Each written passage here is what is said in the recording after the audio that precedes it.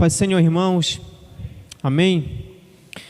Graças ao nosso bom Deus, estamos mais um domingo aqui para ouvirmos a sua palavra e creio que algumas pessoas que estão aqui já ouviram essas palavras que eu vou falar hoje aqui nesta noite, mas eu quero compartilhar com vocês essa palavra porque é isso que tem me fortalecido esses últimos dias e que tem aqui queimado meu coração por dentro.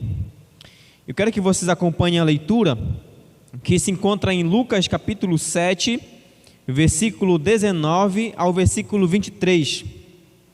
Lucas capítulo 7, a partir do versículo 19, vamos ler até do versículo 18 até o versículo 23.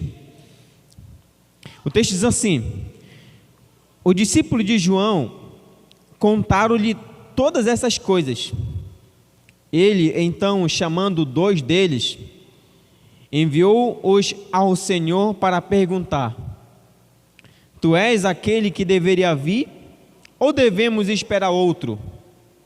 Quando os homens chegaram para falar com Jesus, disseram: João Batista enviou-nos para perguntar: Tu és aquele que deveria vir, ou devemos esperar outro? Naquela mesma hora, Jesus curou muita gente de doenças, de enfermidades, de espíritos malignos, e deu visão a muitos cegos. Então lhe respondeu: Ide e contai a João o que tendes visto e ouvido: cegos veem, paralíticos andam, leprosos são purificados, e surdos ouvem, os mortos são ressuscitados, e o evangelho é anunciado aos pobres. Bem-aventurado quem não se escandaliza por minha causa. Amém? Feche os olhos, vamos orar. Santo Deus, muito obrigado, Pai, pela oportunidade que ainda temos de estarmos aqui nesta casa de oração, juntamente com teus servos, para cultuarmos a Ti, Senhor, para oferecermos o nosso louvor, orarmos a Ti, ouvirmos a Tua palavra, ainda sossegados, Pai eterno. E que esta palavra que Tu vai me usar para falar nesta noite, ela toque poderosamente no coração dos Teus servos que estão aqui presentes e também daqueles que estão nos ouvindo e que vão nos ouvir depois, Senhor, nesta transmissão. Fala com o Teu povo, eterno Deus, pois a Tua palavra ela é poderosa, ela é revigorante, ela é transformadora, e é ela que faz a gente caminhar todos os dias, crendo na esperança de que todas as coisas voltarão ao normal quando Tu voltar para reinar de forma total sobre a nossa vida. Nós Te agradecemos e nós Te louvamos em nome de Jesus. Amém e amém, Senhor. Glória a Deus. Pode se assentar, irmãos. Esse texto que eu vou compartilhar aqui com vocês foi um texto que eu passei 3 semanas meditando esse texto. Foi o texto que eu preguei no culto público que teve da nossa segunda IAP, em uma rua aqui da cidade, e é um texto que falou muito comigo, porque fala sobre os milagres de Jesus.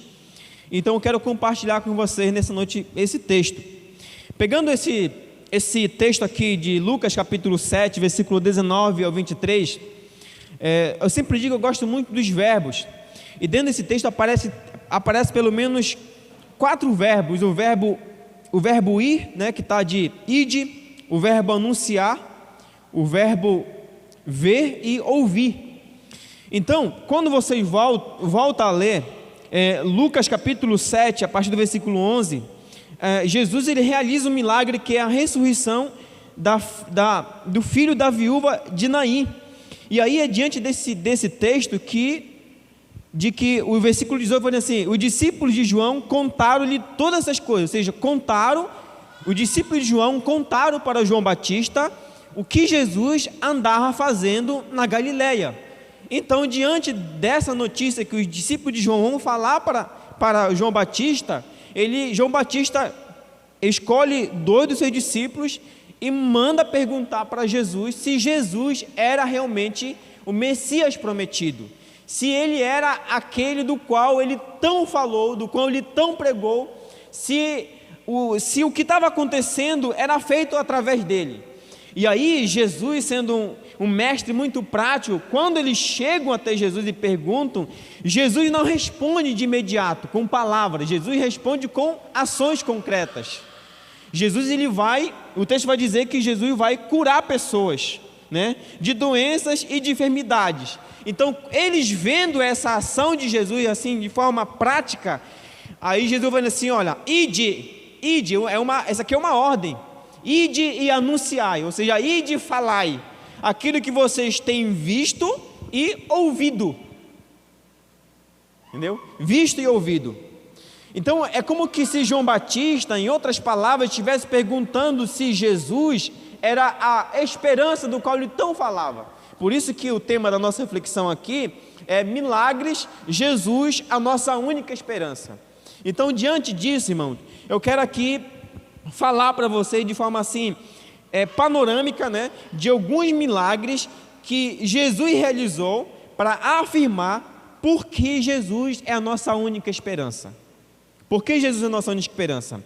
E eu creio que vocês vão se encontrar, vocês vão ser impactados, Deus vai falar com você através de algum milagre aqui. O primeiro milagre que Jesus vai realizar vai ser a transformação de água em vinho em um casamento em Caná da Galileia. Vocês conhecem que o contexto de que se acabasse um vinho dentro do casamento, se acabou-se a alegria. Mas Jesus foi convidado para esse casamento, Jesus foi convidado para esse momento dessa família. E Jesus, para que não ficasse nenhuma dúvida de que ele tinha realizado realmente um milagre, ele mandou que enchesse todas as talhas até transbordar. E quando os servos pegaram o conteúdo que estava dentro das talhas, não era mais água, mas sim vinho. Esse texto nos ensina que uma família sem a presença de Jesus é como uma festa sem vinho. Ou seja, acabou o vinho, acabou a alegria. Acabou o vinho, acabou a esperança, acabou a festa, acabou o casamento. Ou seja, o vinho ali, o vinho material que eles tinham ali, era apenas uma alegria momentânea. Mas Jesus aqui lhes aprende assim: se eu estiver presente na vida de vocês, na família de vocês, vocês vão ter alegria, não só momentânea, mas alegria todos os dias, apesar das dificuldades. Então, esse é o primeiro milagre que Jesus realiza. Seguindo essa mesma linha de raciocínio, Jesus ressuscitou a filha de Jairo, um chefe da sinagoga. Esse homem chega até Jesus e disse que era para Jesus ir até a sua casa porque sua filha estava à beira da morte. Jesus, ele tarda um pouco. Isso se encontra em Mateus capítulo 9, versículo 18 a 19. Enquanto Jesus não desce a sua casa, os seus servos chegaram até aqui, o chefe da sinagoga, e disse: olha, não incomode mais Jesus, não incomode mais o mestre, porque a sua filha já morreu. Presta atenção que eu vou falar aqui. Jesus desceu à casa desse homem. Jesus chegou em cima desse corpo, dessa menina que estava morta. Ele diz assim: Talita cumi, que quer dizer menina. Ele fala: eu te ordeno, levanta-te. E o milagre aconteceu. E a menina que tinha 12 anos de idade começou a andar. Começou a andar. Jesus também ressuscitou o filho da viúva de Naim. Ou seja, uma mulher que é viúva, nesse contexto, perder o único filho, é como se perdesse a aposentadoria. Não tem mais esperança. O texto vai nos dizer, em Lucas capítulo 7, versículo 13 e 14, diz que uma multidão seguia Jesus, e saindo da cidade eles viram as pessoas levando esse menino para ser sepultado. O texto diz que Jesus viu a mulher, e ele teve compaixão dessa viúva. Ele colocou as suas mãos em cima do caixão, ele mandou que parasse, e eles pararam, e Jesus disse assim: moço, eu te digo, levanta-te. E o que estava morto sentou e começou a falar. Jesus também ressuscitou Lázaro, que estava há 4 dias já morto em Betânia. João capítulo 11, do versículo de 1 a 46. Quando Jesus chegou em Betânia, a Marta, a irmã de Lázaro, falou: Senhor, se tu estivesse aqui, o meu irmão não teria morrido. Mas Jesus falou assim: se você crer, você verá a glória dele e ele ressuscitará. Ela falou: eu sei que ele ressuscitará. Mas aí, nesse mesmo contexto de João capítulo 25 a 43, Jesus falou assim: eu sou a ressurreição e a vida. Quem crê em mim, mesmo que morra, viverá. E aí em seguida Jesus falou assim: mostre-me aonde colocar o Lázaro. Jesus chegou diante da pedra onde tinham movido para fechar a sepultura de Lázaro, e Jesus falou assim: Lázaro, vem para fora. E Lázaro veio para fora. Lázaro ressuscitou. Jesus, ele chega no momento certo. Ele chega onde, quando na lógica humana, quando para nós diz assim, não há mais esperança, entreguei as pontas, Jesus falou assim: eu estou aqui, e se eu estiver aqui, há esperança, há solução. Jesus também curou o filho do oficial do rei, que era um funcionário público. João capítulo 4, versículo 46 a 54. Esse homem estava com um filho doente em Cafarnaum, e pela segunda vez ele ouviu que Jesus estava em Caná da Galileia, e ele foi até Jesus e disse: desce a minha casa, senão meu filho vai morrer. Jesus falou: se vocês não virem sinais e milagres, vocês não conseguem crer. Ele falou: Senhor, desce depressa. Ele implora pela segunda vez, e Jesus falou assim: vai, e o teu filho viverá. Presta atenção que eu falo aqui, ó. Jesus falou essas palavras, era 1h da tarde em Caná da Galileia. Esse homem, ele creu nas palavras de Jesus e partiu.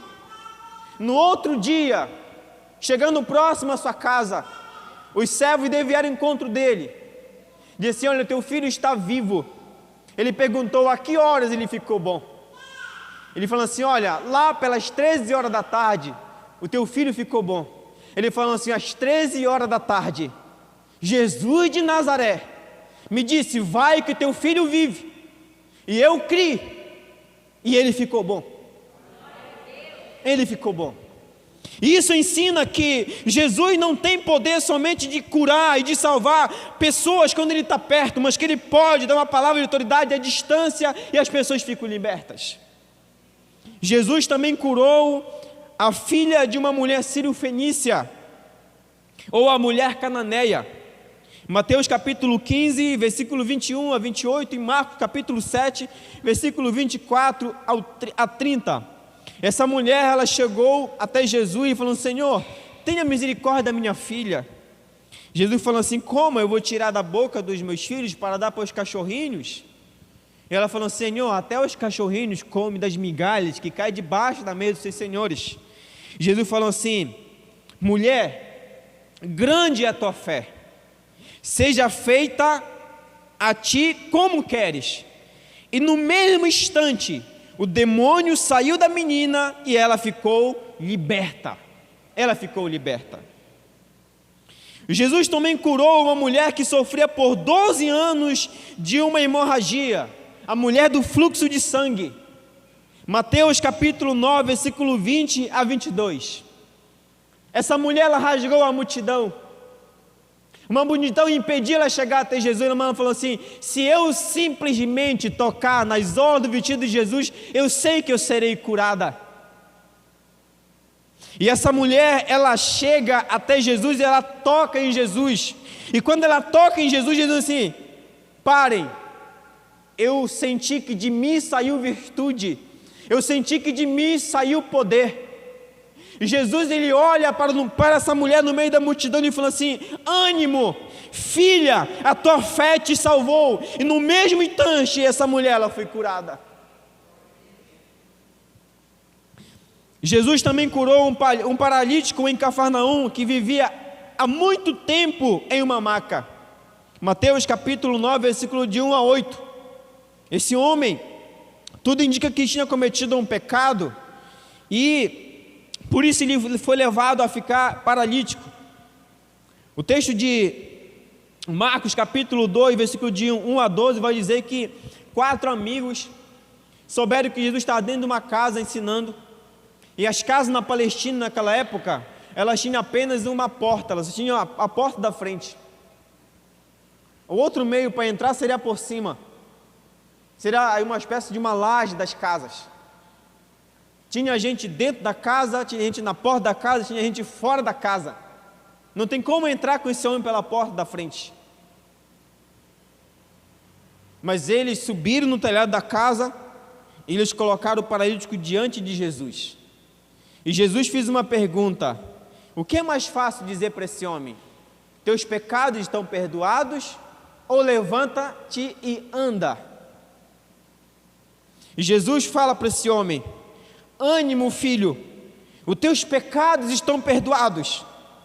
Levanta-te, pega a tua maca e vai para casa. E ele se levantou e foi para casa. E não só a sua vida física foi restaurada, mas também com a sua vida espiritual. Jesus, ele nos ensina com esse texto aqui, que ele é a nossa única esperança para perdoar os nossos pecados, para nos curar fisicamente e também para nos curar espiritualmente. Jesus também curou um homem que tinha uma das suas mãos atrofiada. Em outras palavras, era a mão ressequida. Isso está em Mateus capítulo 12, versículo 9 ao 13. Isso era num sábado. Esse homem estava dentro de uma sinagoga em um momento de um culto. E o texto vai dizer que Jesus viu esse homem. Irmãos, existe um comentário que diz que os judeus, eles usavam uma das mãos para lavar suas partes íntimas e outras para se alimentar ou para saudar alguém. Tudo indica que a mão que esse homem tem atrofiada é a mão que é mais útil. É a mão que ele precisa para se alimentar. É a mão que ele precisa para saudar as pessoas, abraçar as pessoas. Porque com a mão que ele lavava as partes íntimas, ele não tocava na alimentação. Jesus, ele fala assim, isso que eu acho interessante, quando a gente fica para refletir nesses textos, Jesus fala assim, estende a mão. Mas presta atenção no que eu estou falando aqui, esse homem está com a mão atrofiada, a mão dele está fechada, mas Jesus fala assim, estende a tua mão. E o texto vai dizer que ele estendeu a mão e ela foi restaurada como a outra. No mesmo instante, no mesmo momento. Jesus também curou o cego Bartimeu em Jericó. Marcos capítulo 10, versículo 46 a 52.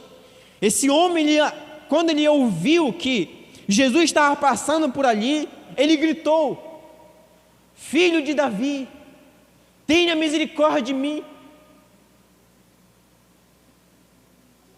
Aqui eu quero fazer uma observação, que às vezes nós queremos um milagre da parte de Deus, mas nós não damos um passo de fé. A gente não se move em direção para receber essa bênção de Deus. Quando ele chamou, o texto vai dizer que Jesus diz assim, chamai-o, chamai ele. E disseram assim, o mestre te chama. Quando disseram que o mestre chamava, ele diz que ele deu um salto. Ele deu um salto, ele jogou, ele se desprendeu da sua capa. E Jesus perguntou, que queres que eu te faça? Ele falou, mestre, eu quero voltar a ver. Eu quero voltar a ver. Jesus falou, vai, a tua fé te salvou. E imediatamente a sua visão foi recuperada. A sua visão foi recuperada. Jesus também curou um cego de nascença no tanque de Betsaida. Marcos capítulo 8, versículo 22 a 26. O texto vai nos dizer que esse homem ele vivia 38 anos ali perto daquele tanque. 38 anos. Jesus chegou com ele e perguntou para ele: o que tu queres que eu te faça? Ele imaginou que Jesus queria colocar ele dentro da água ali que se mexia. O texto vai nos dizer que Jesus tomou o cego pela mão, cuspiu-lhe nos olhos, e impondo-lhe as mãos perguntou: vê alguma coisa? Ele falou assim: eu vejo homens como árvores andando. E Jesus novamente colocou as mãos sobre os olhos dele e ele começou a ver claramente. Jesus também curou um homem que era surdo e gago, numa região de Decápolis. Marcos capítulo 7, versículo 31 a 37. Aqui que vocês vão prestar aqui, ó. Esse homem, ele era surdo e gago. Jesus colocou-lhe os dedos nos ouvidos, cuspindo, tocou-lhe a língua, olhou para o céu e disse: Efata, que quer dizer abre-te. E os seus ouvidos se abriram, e a língua se soltou, e ele começou a falar perfeitamente. Jesus também curou um paralítico próximo ao tanque de Betesda, né? Isso aqui, eu acho que eu inverti aqui uma explicação aqui. Realmente esse aqui que é de 38 anos, né? Jesus curou esse homem que estava aqui à beira do tanque há 38 anos. Ele disse, aí que Jesus pergunta: queres ser curado? E diante da resposta do paralítico, Jesus ordenou: levanta-te, pega a tua maca e anda. Em João capítulo 9, versículo de 1 a 7, Jesus também curou um cego de nascença em Jerusalém. Em João capítulo 8, versículo 12, Jesus falou que ele era a luz do mundo. E para provar que ele era a luz do mundo, de forma prática, Jesus, ele cura um cego de nascença. E o texto vai dizer que Jesus viu aquele homem. Isso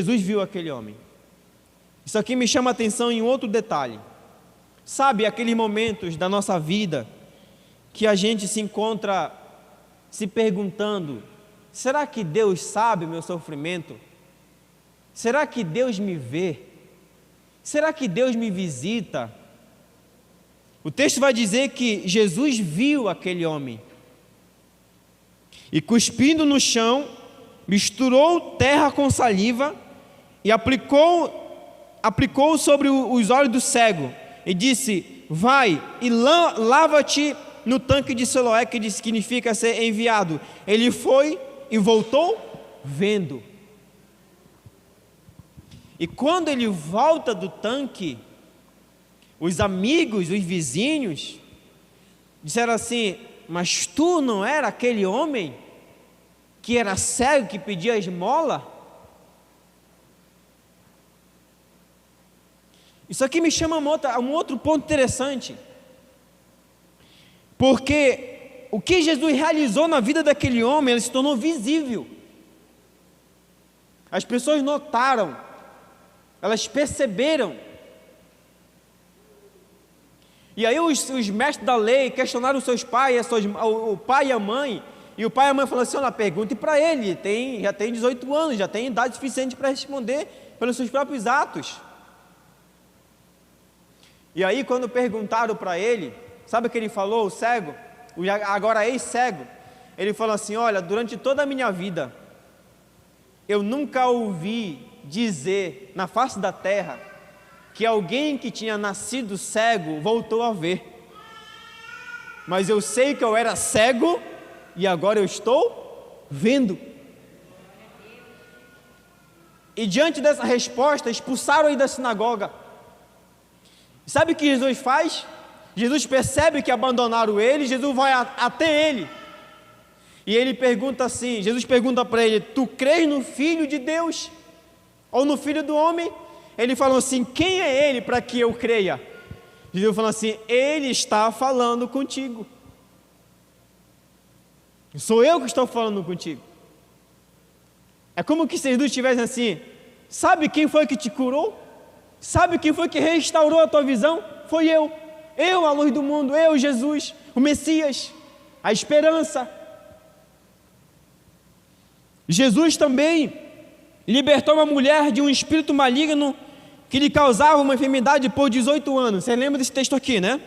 A mulher encurvada. Lucas capítulo 13, do versículo 11 ao 16.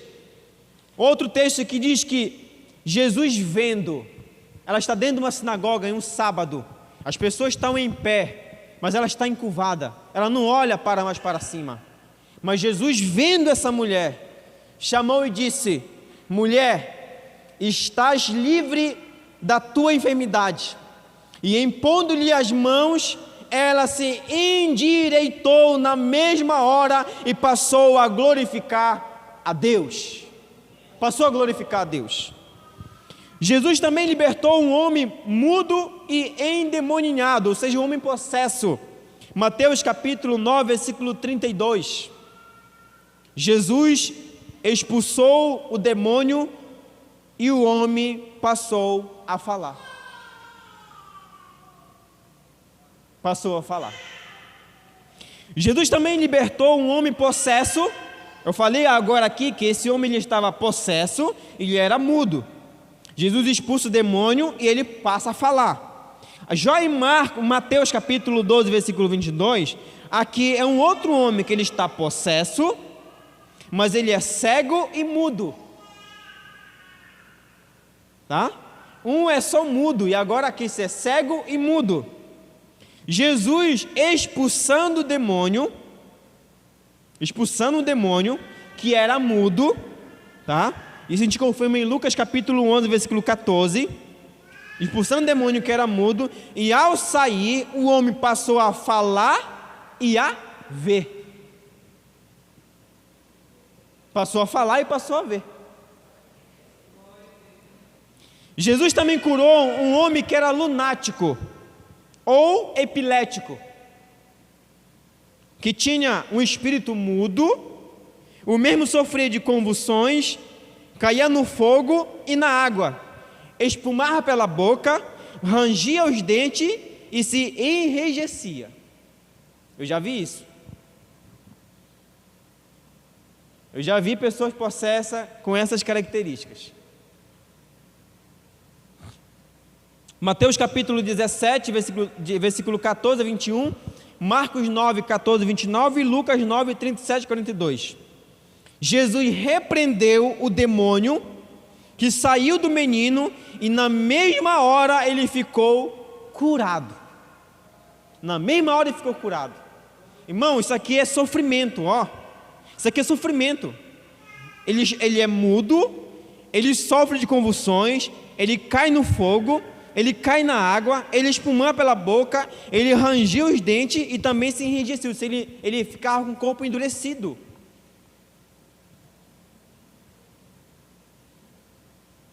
As trevas controlando a vida dessa pessoa.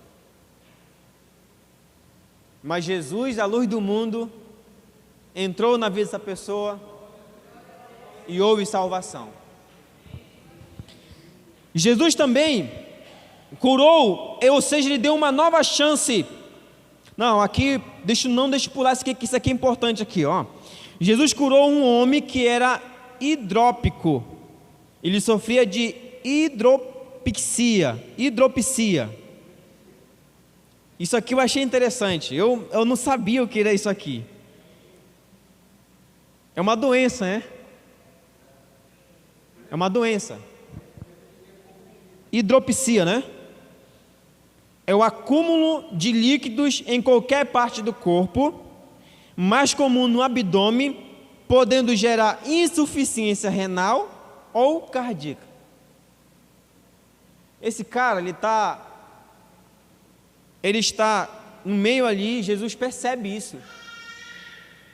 O texto ele não é específico para dizer para a gente que parte do corpo dele estava com o tumor. Não é específico nesse ponto. Mas o que me chama a atenção é que Jesus cura esse homem. Jesus ele coloca as mãos sobre esse homem e esse homem ele ficou curado. E falou assim, e era sábado, Jesus tocou no homem, curou-o e mandou ir para a sua casa. Mandou ir para a sua casa.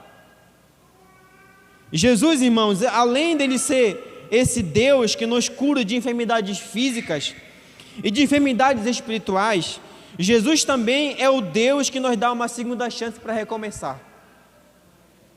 Eu vou dar aqui alguns exemplos. Por exemplo, João capítulo 8, do versículo 1 a 11.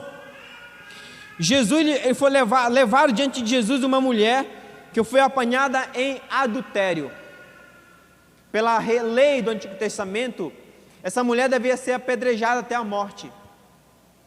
Mas Jesus deu uma segunda chance para essa mulher e disse assim, vai e não peque mais. Vai e muda de vida. Jesus aqui não acusa essa mulher, mas Jesus dá uma segunda chance para ela. E assim, ele fala assim, vai e recomeça a tua vida. Abandona essa vida.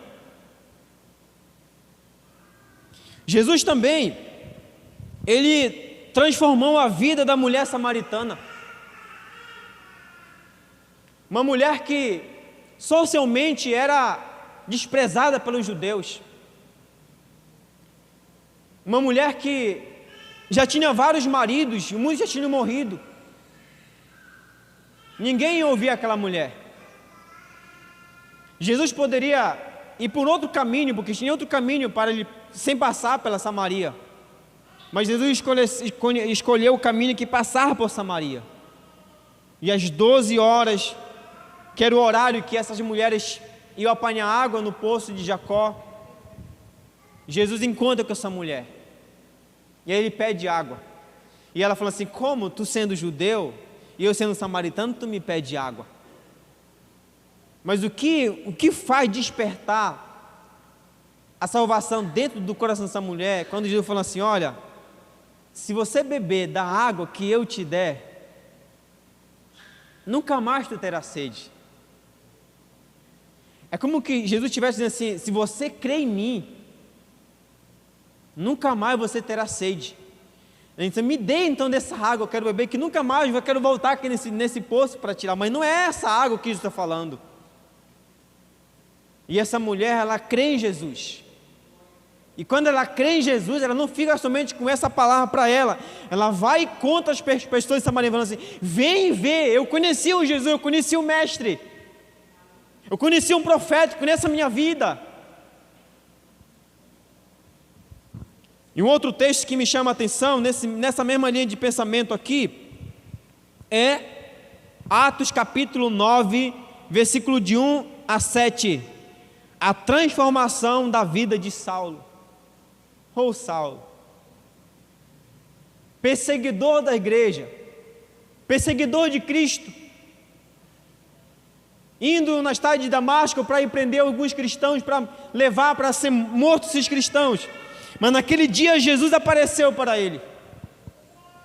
Naquele dia ele teve encontro com Jesus.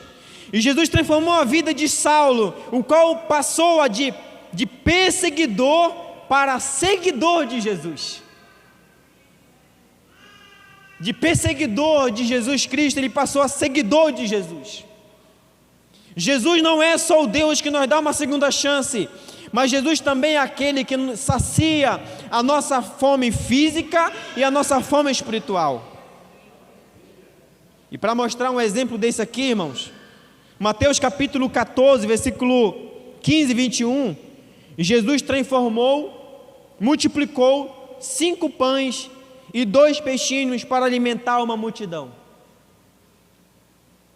E essa não é a sua primeira ocasião que Jesus faz isso. Em Marcos capítulo 8, versículo de 1 a 9, Jesus também multiplicou 7 pães e alguns peixes para alimentar 4.000 pessoas. Jesus também é aquele, irmão, que acalma a tempestade. Marcos capítulo 4, versículo 35 a 41, o texto vai dizer que no meio do grande vendaval, Jesus levantou-se repreendeu o vento e disse ao mar: cala-te, aquieta-te. E o vento cessou e fez-se grande calmaria. E eu quero fechar aqui essa reflexão com o último texto. Mateus capítulo 8, versículo de 1 a 4, diz que um leproso, tendo se aproximado de Jesus, adorou e ajoelhou e clamou, dizendo: Senhor, se é da tua vontade, pode purificar-me. Olha o que Jesus vai falar para esse homem. Esse homem, ele chega até Jesus e fala assim: Senhor, se é da tua vontade, podes purificar-me. O que Jesus falou para esse homem? Eu quero ser limpo. E no mesmo instante ele ficou purificado da lepra. Sabe, esse texto me chama a atenção o seguinte: nós estamos vivendo um momento em que nós pedimos porque o Senhor venha restaurar a nossa vida, não só a vida física, mas a vida emocional, a vida espiritual. Que o Senhor ele venha trazer um avivamento para a nossa igreja. É como se nós perguntássemos: Senhor, se for a tua vontade, cura-me, me liberta. Se for a tua vontade, Senhor, traga um avivamento para a nossa igreja. E a resposta que eu consigo assim ouvir dentro do meu coração é a mesma que Jesus falou para esse homem assim: eu quero fazer isso. Eu quero fazer isso. Aqui não é que a gente seja aqui, dizendo aqui, a gente exigir aquilo que é de Deus para nós. Mas irmãos, nós devemos aqui abraçar essa proposta de receber aquilo que Deus tem nas suas mãos para entregar para a gente. A gente tem ouvido, não é de hoje, muitas profecias que têm saído, que Deus tem grandes coisas para entregar ao seu povo, que Deus ele quer agir no meio do seu povo. Mas a pergunta que nós fazemos aqui, que me lembra aqui, é que parece que nós não cremos mais nisso aqui. A Bíblia resiste pelo menos 35 milagres de Jesus. Parece que nós não cremos mais no milagre. Parece que nós não cremos mais no Cristo, esse mesmo Cristo aqui.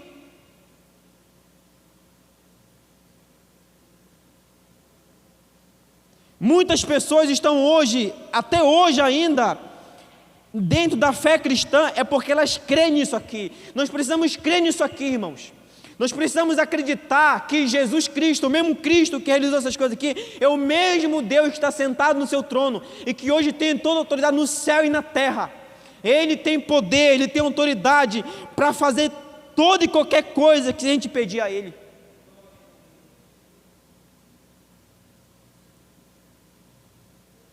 Às vezes a gente fica assim, pensando assim: será que se a gente pregar a palavra, será que alguém vai se arrepender? Será que se a gente orar sobre alguém, será que as pessoas vão ser curadas? Será que ele realmente foi chamado por Deus para fazer essas coisas? Mas o que me chama a atenção aqui é que a mesma ordem que Jesus deu para o discípulo de João, é a mesma ordem que ele diz para nós assim: olha, ide e contai, contai para as pessoas que eu sou o Messias, que ressuscito pessoas, que dou vista aos cegos, que dou audição aos surdos, que curo leprosos. Eu sou o Messias, eu sou o Senhor. Nós precisamos contar para o mundo isso. Nós precisamos contar para o mundo essas coisas. Talvez vocês não lembrem, mas eu falei outro dia, eu não sei se foi aqui que eu falei. Essa semana a gente recebeu uma ligação para visitar uma moça. Quando a gente chegou lá, essa moça falou para a gente assim, que ela tinha cometido um pecado e que não tinha mais perdão. E que alguém falou para ela que a alma dela estaria entregue ao inferno. E por causa dessa palavra, ela decidiu tirar a vida. Ela falou: bom, já que eu não tenho mais perdão, já que eu não tenho mais esperança, então eu vou tirar a minha vida. Nem Deus, nem o diabo ficam com a minha vida, eu vou ficar sendo atormentada num negócio ali. Irmãos, eu confesso para vocês que Deus, Ele é tão bom com a gente, Deus usa a gente, basta a gente acreditar nisso, que Deus usou a mim e o presbítero nisso para a gente falar com aquela moça, para dizer para ela que tem esperança, que há solução, que há perdão. E é isso que eu estou dizendo aqui para vocês aqui hoje, ó. Eu estou mostrando para vocês alguns milagres, dizendo para vocês assim, Jesus é a nossa única esperança. Jesus é a nossa única esperança. É Ele. E nós precisamos sair daqui, e amanhã, e depois da manhã, tudo aquilo que a gente ouviu, aquilo que a gente leu, aquilo que a gente leu na Bíblia Sagrada, diz assim, olha, eu creio num Cristo. Esse Cristo ressuscitou alguém, Ele curou alguém. Nesse Deus que eu aprendo para você. Esse Cristo que eu aprendo para você. É essa mensagem que nós temos que falar para as pessoas. Falar para as pessoas que ainda existe esperança para elas. Amém, irmãos? Vamos ficar em pé em nome de Jesus? Nós vamos aqui cantar um louvor final.